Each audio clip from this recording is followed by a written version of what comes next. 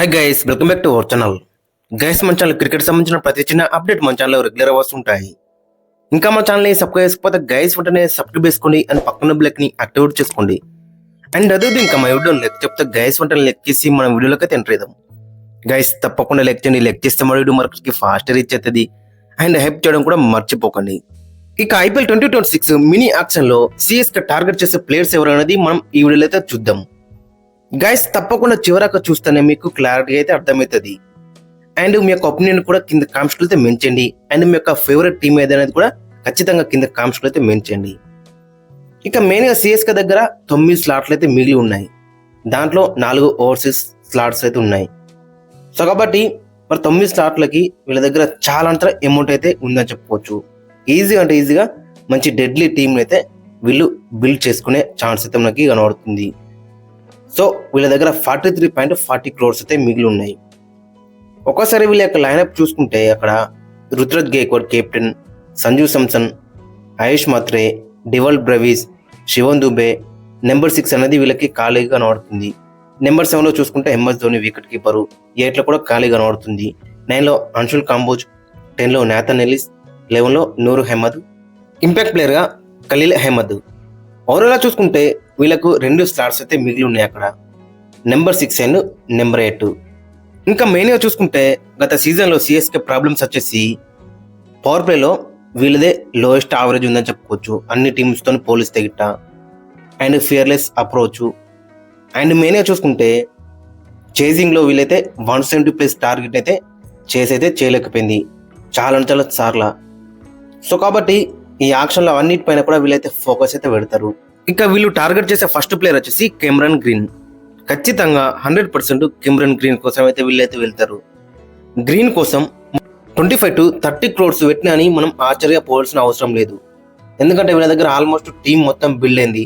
43.40 crores వెళ్ళి ఒక 30 crores ఇతని కోసం పెట్టినా అని మిగతా 13 crores తోని మిగతా టీం అయితే వీళ్ళు బిల్డ్ చేసుకున్న ఛాన్స్ కూడా కనబడుతుంది. సో కాబట్టి డెస్పరేట్లీ కెమెరన్ గ్రీన్ కోసం వీళ్ళైతే ఖచ్చితంగా వెళ్తారని చెప్పుకోవచ్చు. కెమెరన్ గ్రీన్ కూడా ఐపీఎల్లో చూసుకుంటే 29 మ్యాచెస్ అయితే ఆడిండు. దాంట్లో 707 రన్స్ స్కోర్ చేసిండు, 100 హైయెస్ట్ స్కోరు, 41 యావరేజ్ ఉంది. అండ్ స్ట్రైక్ రేట్ చూసుకుంటే 153. బౌలింగ్లో కూడా ఈజీగా 3 ఓవర్లు అయితే ఇస్తాడు. సో కాబట్టి కంప్లీట్ ఆల్రౌండర్ అని చెప్పుకోవచ్చు. సిఎస్కేకి నెంబర్ 5లో పర్ఫెక్ట్ స్లాట్ అయితే అవుతాడని చెప్పుకోవచ్చు. ఇంకా నెంబర్ 4లో కూడా ఆడే ఛాన్స్ అయితే ఉంటుంది. అప్పుడు డివాల్ బ్రెవిస్ నెంబర్ 5లో ఆడతాడు. ఇక మరొక ప్లేయర్ వచ్చేసి ఆండ్రే రసెల్ కోసం కూడా వీళ్ళు గట్టిగానే టార్గెట్ చేసే అవకాశం అయితే మనకు కనబడుతుంది. 140 మ్యాచ్లు ఆడిండు, 2651 రన్స్ స్కోర్ చేసిండు, 123 వికెట్స్ ఉన్నాయి, 174 స్ట్రైక్ రేటు. సో ఓవరాల్ చూసుకుంటే అటు బ్యాట్తో కానీ ఇటు బాల్తో కానీ చాలా ఈక్వల్ కాంట్రిబ్యూట్ అయితే చేస్తాడు.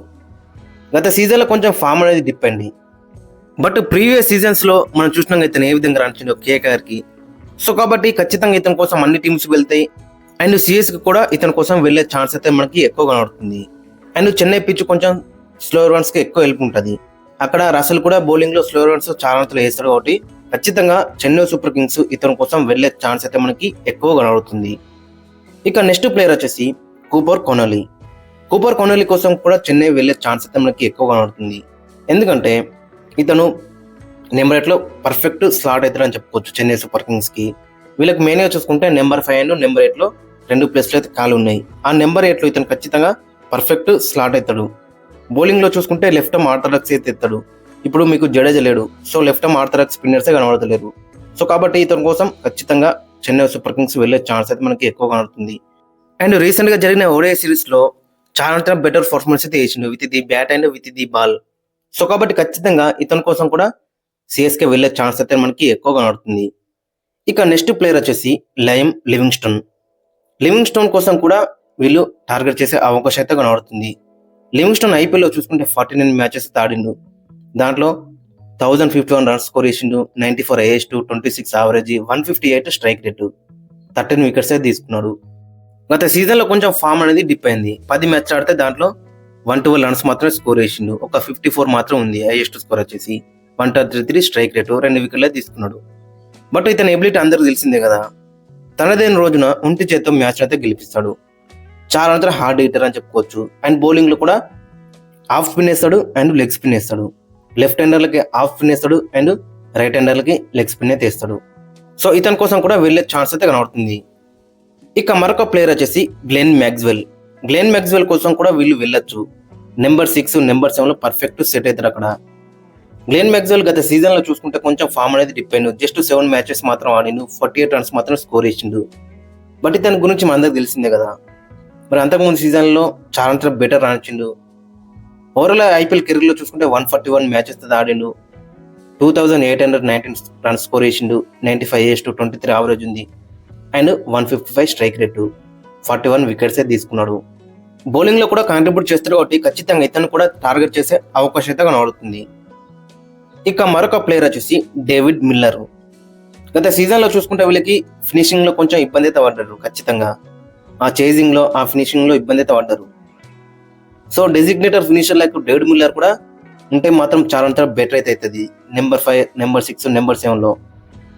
సో కాబట్టి ఇతని కోసం కూడా వీళ్ళు వెళ్ళే ఛాన్స్ అయితే మనకి 100% అయితే కనబడుతుంది. That designated finisher, hard hitter. 2025లో కొంచెం ఫామ్ అనేది డిప్ అయింది. బట్ అంతకుముందు సీజన్లో జీటీకి చాలా బెటర్ రాణించిండు. మెయిన్గా చూసుకుంటే జీటీ ఛాంపియన్స్గా గెలిచినప్పుడు ఒంటి చేత్తో ఎన్నో మ్యాచ్ అయితే గెలిపించిండు. ఇక మరొక ప్లేయర్ వచ్చేసి రవి బిష్ణోయ్. ఖచ్చితంగా 100% రవి బిష్ణోయ్ కోసం చెన్నై సూపర్ కింగ్స్ వెళ్ళే ఛాన్స్ అయితే మనకి ఎక్కువగా కనబడుతుంది. ఎందుకంటే అక్కడ మనం చూసుకుంటే మెయిన్గా రవీంద్ర జడేజా లేడు. సో కాబట్టి ఒక ఇండియన్ స్పిన్నర్ అయితే కావాలి, దట్టు వికెట్ టేకింగ్ బౌలర్ కావాలి. So Noor Ahmad and Ravi Bishnoi deadly duo అయితే ఉంటుంది మిడిల్ ఓవర్స్లో. సో కాబట్టి 100% రవి బిష్ణోయ్ కోసం వీళ్ళు వెళ్ళే ఛాన్స్ అయితే మనకి ఎక్కువగా కనబడుతుంది. వీళ్ళ దగ్గర 43.40 crores అయితే ఉన్నాయి. సో కాబట్టి ఖచ్చితంగా ఇతని కోసం గట్టిగానే టార్గెట్ అయితే చేస్తారు. ఓవరాల్ ఐపీఎల్లో చూసుకుంటే 77 మ్యాచెస్లో 72 వికెట్స్ అయితే తీసుకున్నాడు. ఇక నెక్స్ట్ ప్లేయర్ వచ్చేసి ఆకాశ్దీప్. ఆకాశ్దీప్ కోసం కూడా మరి చెన్నై సూపర్ కింగ్స్ వెళ్ళే ఛాన్స్ అయితే ఎక్కువగా కనబడుతుంది. అయితే సీజన్లో చూసుకుంటే పవర్ ప్లేలో ఎక్కువ వికెట్స్ అయితే రాలేవు వీళ్ళకి. అక్కడ అనుషుల్ కాంబోజ్ ఉన్నాడు, ఖలీల్ అహ్మద్ ఉన్నాడు. బట్ వాళ్ళైతే 2 many రన్స్ అయితే ఇచ్చిళ్ళు. బట్ అక్కడ ఆకాశ్దీప్ కూడా స్వింగ్ బౌలరు, పవర్ ప్లేలో మెయిన్గా వికెట్లే తీస్తాడు. సో కాబట్టి ఆకాశ్దీప్ కోసం వీళ్ళు టార్గెట్ చేసే అవకాశం అయితే కనబడుతుంది. లేదనుకుంటే గిట్ట అక్కడ ఆకాష్ మధువాల్ కూడా ఉన్నాడు. లాస్ట్ సీజన్ మరి రాజస్థాన్ రాయల్స్కి అయితే ఆడిండు ఆకాష్ మధువాల్.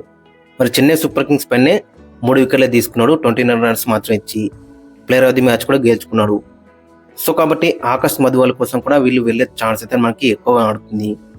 అండ్ 2023లో ఇతను 8 మ్యాచెస్ అయితే ఆడిండు, దాంట్లో 14 వికెట్స్ అయితే తీసుకున్నాడు. ఇక నెక్స్ట్ ప్లేయర్ వచ్చేసి మతీషా పతిరానా కోసం కూడా వీళ్ళు వెళ్ళే ఛాన్స్ అయితే ఎక్కువగా ఆడుతుంది. గత సీజన్లో మరి ఎక్కువ వికెట్లే తీయలేడు, కొన్ని ఎక్కువ రన్స్ ఇచ్చిండు. బట్ అంతకుముందు సీజన్లో మాత్రం చాలా బెటర్ రాణించిండు. మొత్తం 32 మ్యాచ్లో 47 వికెట్లే తీసుకున్నాడు. ఐపీఎల్లో చూసుకుంటే 4/28 బెస్ట్, 14 స్ట్రైక్ రేట్ ఉంది. అంటే ఎవరి 14 బాల్స్కి ఒక వికెట్ తీస్తాడు. సో కాబట్టి చాలా మంచి రికార్డ్స్ అయితే ఉన్నాయని చెప్పుకోవచ్చు ఇతనికి. సో ఖచ్చితంగా మళ్ళీ మతీషా పతిరానాని బైబ్యాక్ చేద్దామని అయితే వీళ్ళైతే చూస్తారు. ఇక తర్వాత ప్లేయర్ వచ్చేసి జాకబ్ డఫీ.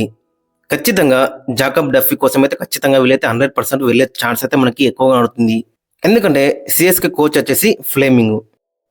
సో కాబట్టి న్యూజిలాండ్ ప్లేయర్స్ని యూజువల్గా వీళ్ళైతే టార్గెట్ అయితే చేస్తారు ఎప్పుడు కూడా. రవీంద్ర కానీ, గతంలో చూసుకుంటే ఆడమ్ మిలన్ కానీ, కాన్వే కానీ, ఇంకా చాలా ప్లేయర్స్ అయితే ఉన్నారు. సో కాబట్టి జాకబ్ డఫీని కూడా వీళ్ళు టార్గెట్ చేసే అవకాశం ఉంది. అండ్ జాకబ్ డఫీ కూడా చాలా బెటర్ బౌలింగ్ అయితే ఇస్తున్నారు రీసెంట్ టైమ్స్లో చూసుకుంటే. ఓవరాల్ T20Isలో చూసుకుంటే 38 మ్యాచెస్లో 53 వికెట్స్ తీసుకున్నాడు, 17 యావరేజ్ ఉంది అండ్ 7.37 ఎకానమీ ఉంది. 13 స్ట్రైక్ రేట్, అంటే ఎవ్రీ మ్యాచ్కు 2 వికెట్లు అయితే పక్క తీస్తాడు. అండ్ 4 వికెట్స్ చూసుకుంటే 5 ఉన్నాయి. సో కాబట్టి ఖచ్చితంగా ఇతని కోసం అన్ని టీమ్స్ వెళ్తాయి అండ్ సిఎస్కే కూడా వెళ్ళే ఛాన్స్ అయితే మనకి ఎక్కువగా ఉంటుంది. మెయిన్గా చూసుకుంటే ఈ 11 ప్లేయర్స్ కోసం గట్టిగానే వీళ్ళైతే టార్గెట్ అయితే చేస్తారు. మెయిన్గా వీళ్ళకి ఒక మంచి మిడిల్ ఆర్డర్ బ్యాట్స్మెన్ కావాలి, దట్టు ఫినిషర్ కావాలి అండ్ నెంబర్ 7, నెంబర్ 8లో ఒక మంచి బౌలింగ్ ఆల్రౌండర్ అయితే కావాలి. గైస్ మరి మీకు ఒపీనియన్ కూడా కింద కామెంట్స్ అయితే మెన్షన్ చేయండి. సిఎస్కే టార్గెట్ చేసే ప్లేయర్స్ ఎవరనేది.